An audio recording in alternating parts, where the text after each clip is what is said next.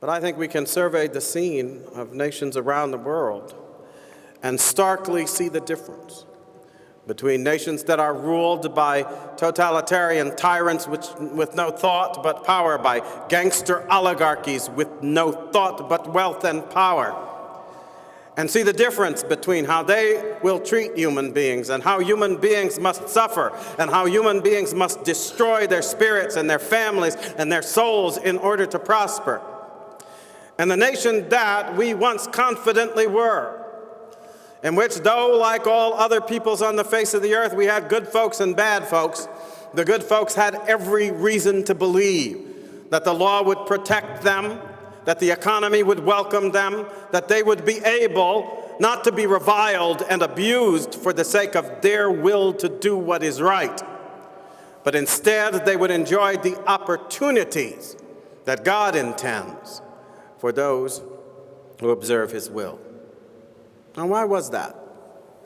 Why would this, in particular, have been a country in which those who are willing to do what is right would know that they would have a defense in the law and a land where their righteousness, and that's the word we should use, would be respected and even preferred to positions of representation and decision-making in the society?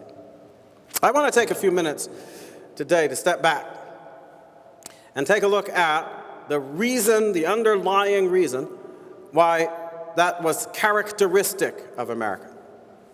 And why even when there were practices and other things like slavery being sanctioned in this country, the founders themselves understood that those institutions were doomed, or else the country would be doomed.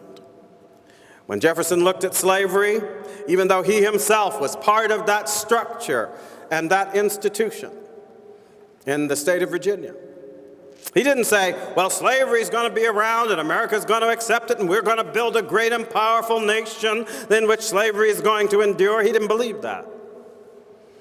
In light of the premises and principles that the nation was founded on, when he wrote his famous tract, The Notes on Virginia, he took note of the issue of slavery and the deep roots and the deep problems that it posed for people in the United States, and he said, I tremble for my country when I think that God is just and that his justice will not sleep forever.